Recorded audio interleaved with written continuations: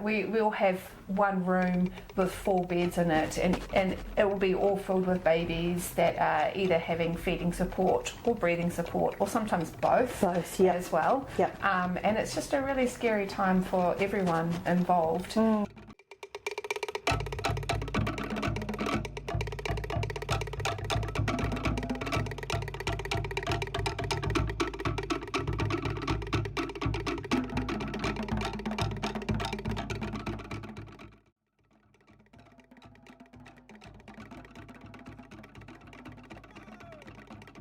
Today we have Dr. Amy Niels, who's one of our local paediatricians here at the hospital, on our podcast today. And this is the start of our winter series, and I thought maybe let's bring in the experts, but also a face of our community, and one of our experts in the paediatricians in our hospital. So thank you, Amy, for coming in today. No, thank you for inviting me. And Amy's one of my close colleagues. She was one of my supervisors when I was training as well. So really good to make that connection. Today I really just wanted to hone in on our winter illnesses. We are in the midst of winter, and we're seeing a lot of our babies, toddlers, even up until school age children that are coming in who are really unwell. But we know that we see them out here in the community, and then a lot of them come into hospital. So one of the what we're seeing a lot is bronchiolitis, or our babies having bronchiolitis. So I wanted to hear from you, what's bronchiolitis, and what are you seeing in the hospital? Sure. So bronchiolitis is a viral infection. In adults it would be a cough or a cold type symptoms, but in our younger babies, because their lungs and chest are just smaller, it just impacts them more strongly. And bronchiolitis is really seen in our under ones. And what you'll usually notice is they're more chesty. Often they might be putting more effort in with their breathing, kind of working really hard, and then the other thing is it usually impacts their feeding as well. They're not so good at drinking. Often they won't want to eat any solids at all, and they may have fevers throughout this time as well. Yeah. So that's really good to know, because in the community, when our babies come through, a lot of them come in with those symptoms where mums or dads are quite worried that they're not feeding as well, or they say that they're noticing that they're breathing a bit faster. One of the tests that we try to do in the community before calling the hospital is the swab test. So we have what we call a rapid antigen that can test for COVID, RSV, and influenza. What's your thoughts around that? I think it's a really, really useful test to be done. It doesn't change the treatment that we do, because bronchiolitis, because it's a virus, there is no treatment to help them get better.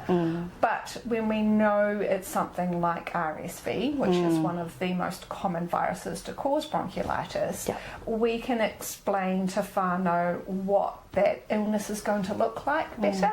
But also RSV bronchiolitis is often worse than other viruses that cause bronch. And so it's about being really careful in how you explain it, and giving really good instructions about when to be worried and when to maybe present to hospital throughout the illness. And so when you see babies that have bronchiolitis that are caused by RSV, what are they like in hospital? So I mean, babies that end up admitted with bronch are miserable.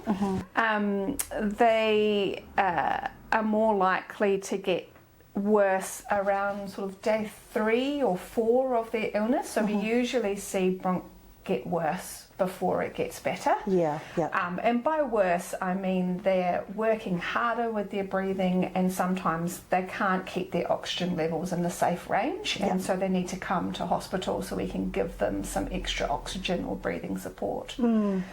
And often they're feeding, they just can't keep up with what they need to take in, and we start seeing them get dehydrated. And so we need to have ways that we get fluid into them in the ward as well. And RSV just typically hits those under ones much harder than other viruses. Yep. So knowing in advance that it's RSV just again lets us predict what their illness might look like.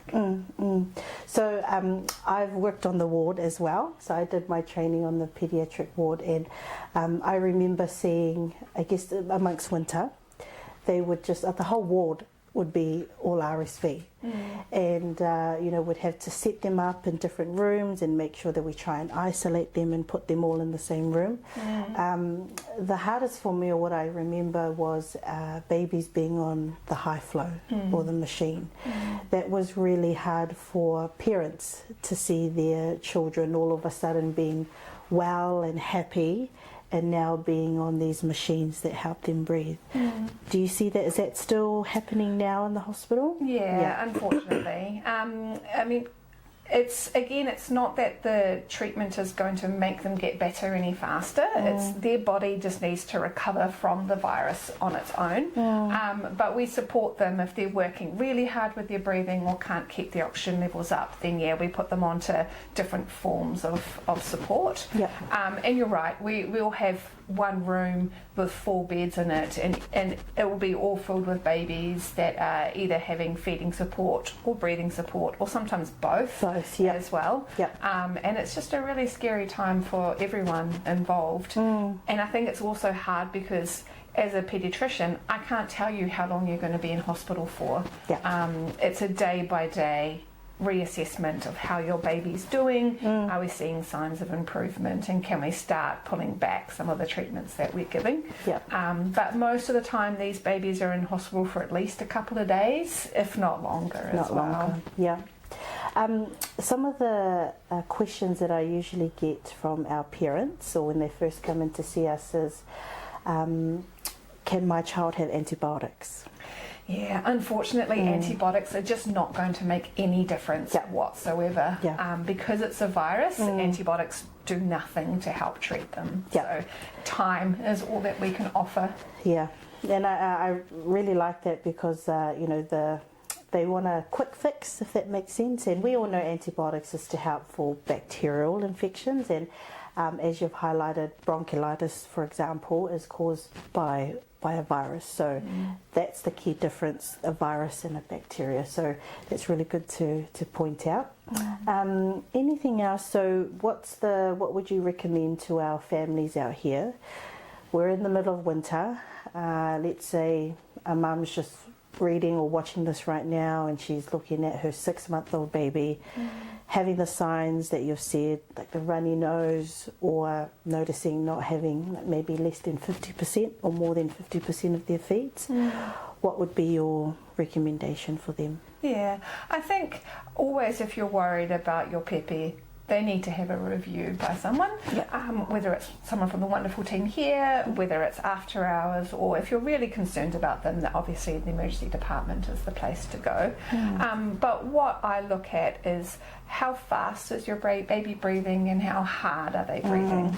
If they're breathing really quickly, if you're seeing them sucking in between their ribs, sucking in here at the neck or underneath their ribs, their belly's really going in and out, that's working too hard, and they need to have someone take a look at them. As far as the feeding goes, small frequent feeds are the best way to try and keep your baby hydrated. But if you're seeing them not making wet nappies, or every time they try and feed they just have to keep taking breaks because their breathing is too hard and fast, again, really good reasons to get them checked out. I don't expect them to feed normal amounts, but they have to be able to take in enough to not get dehydrated. And I think if you're worried, you're the best person who knows their baby. If you're worried, you get them checked out. And some of another point is parents are really quite strong about solids. So, you know, when about the feeds, they always say, oh, I want to make sure that they're still eating. So I always say, you know, maybe solids is not the ideal at the moment when they're unwell, really pushing fluids. Exactly, yeah. The main thing that I am interested in is how well they're drinking. And are they making urine. I don't expect them to want to eat food at all, and it may be a number of days that they're not eating food as well. But as long as they're drinking enough that they're not dehydrated, that's okay. Yeah, awesome. Cool, I think that's, you know, thank you so much. You know, it's really great to hear from the experts and just to give us a glimpse of what it's like in the hospital. But also how can we help out here in the community as well. So I think one of the key points that we've highlighted today is bronchiolitis is a viral infection. So antibiotics is it's not the first line of treatment. We know the signs and symptoms and how really severe it can get and what it looks like in the hospital. It can take a few days for our babies to they get it worse in the first couple of days, but they will get a bit better. But signs and symptoms is to really look out for their feed. So pushing the fluids is more important. And also keeping our families well, warm and dry. We all know, we always talk about keeping our houses warm and dry, smoke-free homes, and vaccinations is really key. Yeah, awesome. So thank you so much, Amy, for joining us today. You're welcome. Thank you.